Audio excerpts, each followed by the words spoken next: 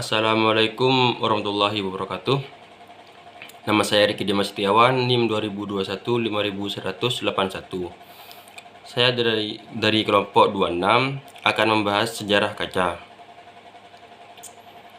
Orang-orang zaman batu mengenal kaca pertama kali digunakan untuk membuat senjata tanpa proses sebelumnya, melainkan secara alami mereka menggunakan langsung untuk senjata. Sedangkan kaca yang digunakan untuk membuat benda dekorasi adalah kaca oksidian atau kaca vulkanik hitam. Kaca buatan manusia diketahui berasal dari sekitar 3500 tahun sebelum Masehi. Kaca tersebut ditemukan di Mesir dan di Mesopotamia Timur. Sekitar abad ke-1 sebelum Masehi, pemrosesan kaca melalui glass blowing atau istilah dalam bangsa Indonesia adalah kaca tiup. Sungguh ini merupakan penemuan dan terobosan besar dalam pembuatan kaca. Fragmen vas kaca tertua ditemukan di Mesopotamia pada abad ke-16 sebelum Masehi dan mewakili bukti asal-usul industri kaca berlubang. Selain Mesopotamia, produksi kaca berongga juga berkembang pada waktu yang sama di Mesir, di Myken Yunani, Cina, dan Tyrol Utara. Pembuatan kaca manual pertama dari perpustakaan Raja Ansur berasal dari sekitar tahun 650 sebelum Masehi. Membuat senjata dan benda-benda dekoratif seiring perkembangan zaman, kaca terus mengalami perkembangan secara pesat, baik dari segi kegunaan, pemrosesan, dan penciptaan benda berbahan baku kaca.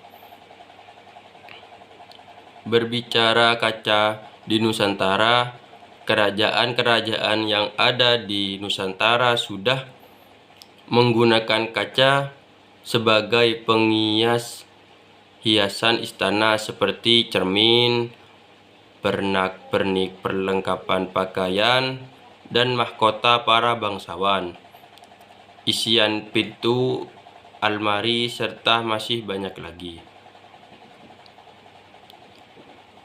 Cermin Pinglon adalah sebuah kaca yang sudah ada pada masa Kerajaan Majapahit. Cermin ini tersimpan di Museum Trowulan di Jawa Timur.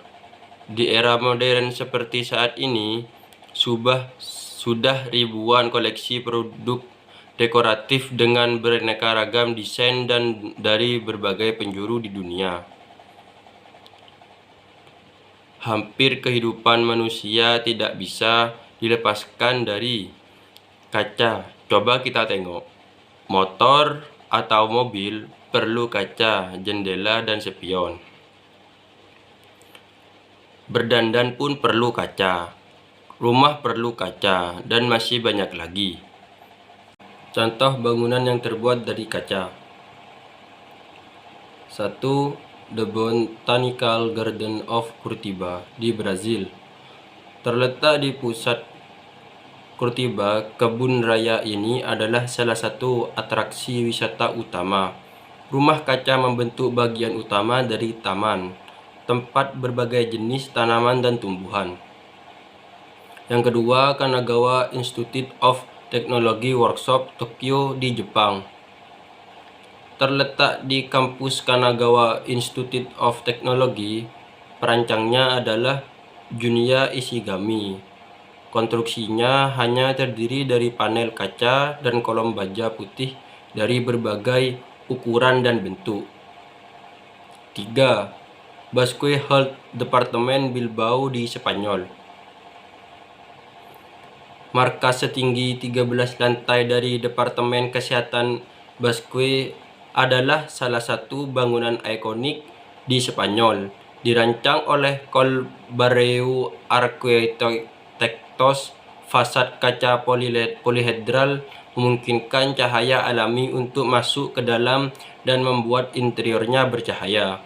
Bangunan ini juga menjadi salah satu tempat wisata populer di Bilbao.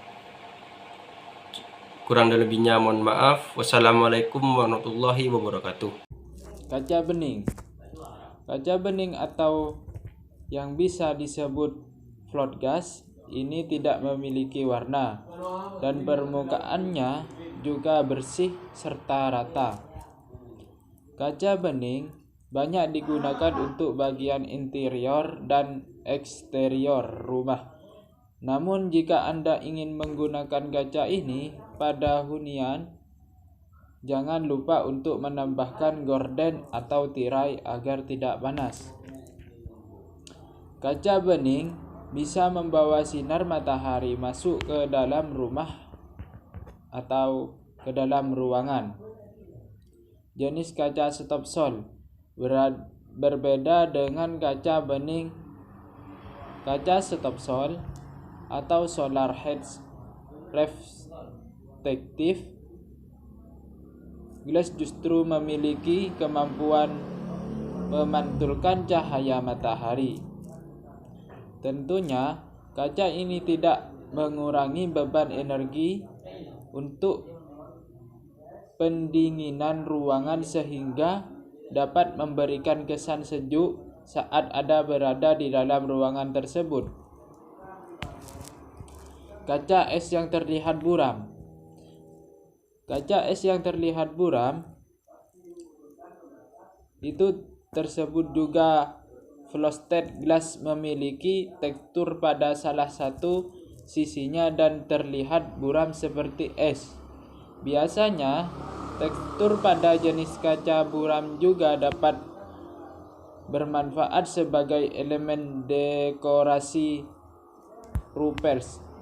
Kaca ini cocok digunakan pada era shower pada kamar mandi juga partisi rumah.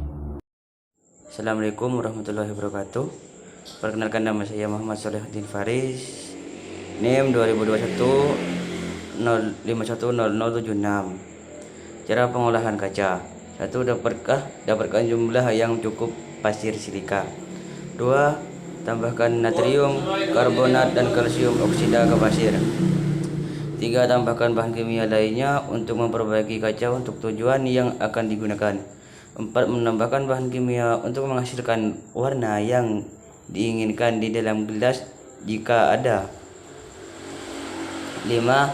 Tempatkan adonan ke dalam wadah tahan panas yang baik ataupun pemenang. 6. Cairkan campuran menjadi cairan. 7. Menyeragamkan dan menghilangkan gelembung dari gelas air. 8. Membentuk kaca cair. 9. Biarkan kaca dingin. 10. Menstritikan kaca untuk memperkuat itu. Waalaikumsalam warahmatullahi wabarakatuh.